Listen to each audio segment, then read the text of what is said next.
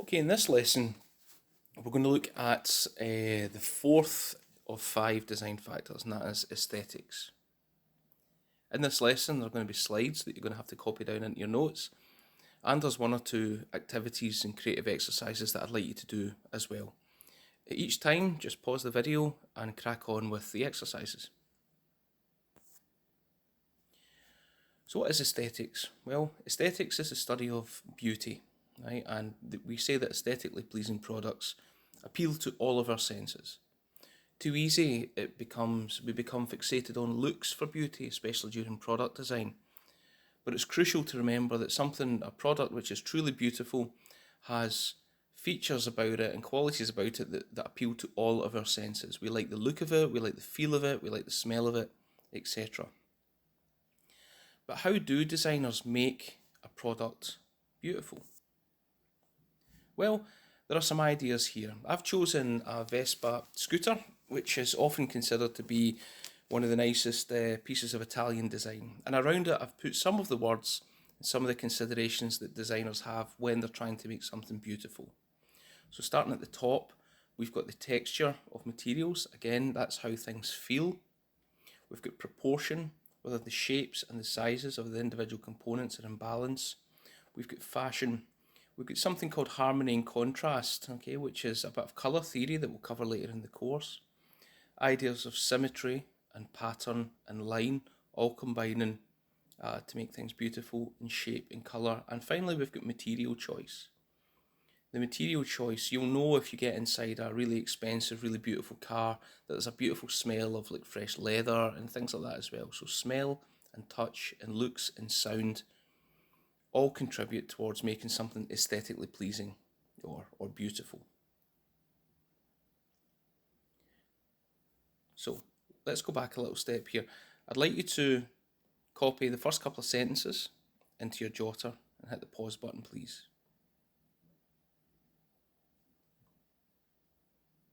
Okay, moving on to this slide, I'd like you to take a minute just to pause the video and copy some of these words into your jotter.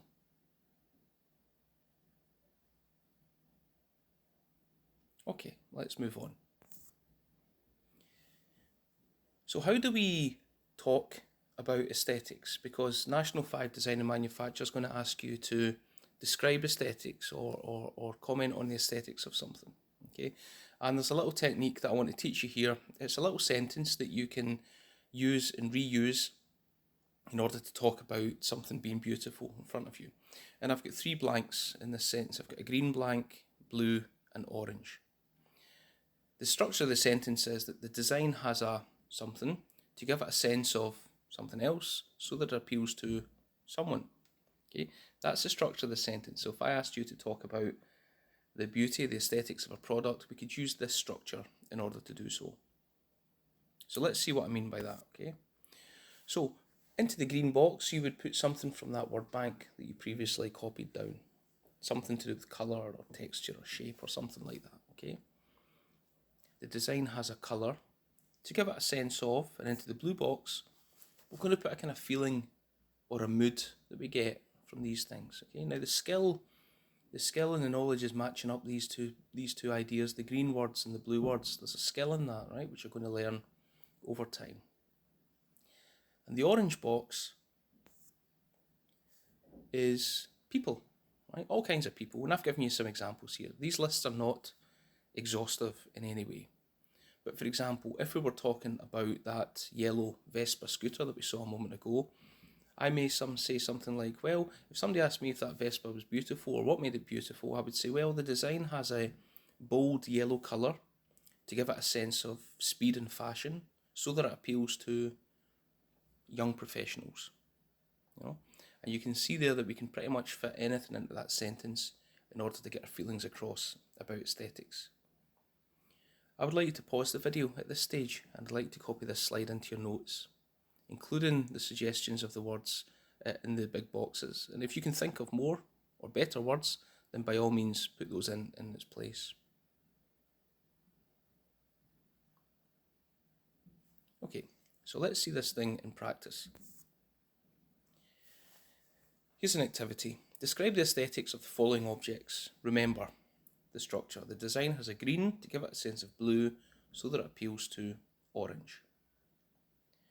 Now I'll present each object and I'll wait a little minute while you think about what your answer might be, and then I'll give an example. But of course, as we know, beauty lies in the eye of the beholder. What I say you might not agree with, and it'd be up to you to come up with your own sentence, your own description of aesthetics. So let's take a look at the first one. So the first one we've got here is a kettle.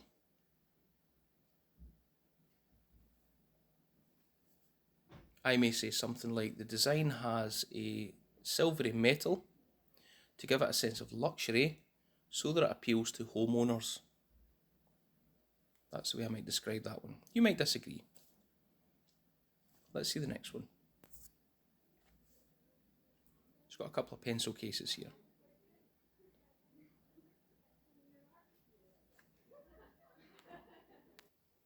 So I may say something like, the design has colourful stripy fabric to give it a sense of fun so that it appeals to children. Let's take another look. Here we've got something that's a climbing frame. Okay, it's a wooden climbing frame. How would you describe the aesthetics of that using mass structure? Well, I might say something like, the design has a natural texture to give it a sense of nature so that it appeals to adventurous kids. Now again, what I'm saying might not be what you agree with, but you could come up with something else. You may say something like, the design has a triangular shape to give it a sense of balance and sturdiness so that it appeals to parents who are watching their kids climb it. Okay, it could be something like that. All different answers here. Let's take a look at one more. So here we've got safety barriers, the sort of thing you would see around a hole or a spill or something like that. How would you describe the beauty of those? Are they even beautiful at all? Well, we've got to come up with something. I may say something like, the design has a bright red colour to give it a sense of warning and danger so that it appeals to pedestrians. And in saying that, perhaps the word appeals is not the best one, okay? But usually when things are red and stripy like that thing, the aesthetics are trying to communicate danger or a warning or something like that. Okay, let's look at one more. Philippe Stark's orange juicer. How would you describe the aesthetics of this? There's lots of things you could say. I would say something like, the design has thin legs to give it a sense of elegance so that it appeals to young professionals. You may choose something else. You may talk about the kind of retro Flash Gordon sci-fi look, or something to do with the shiny surface on it.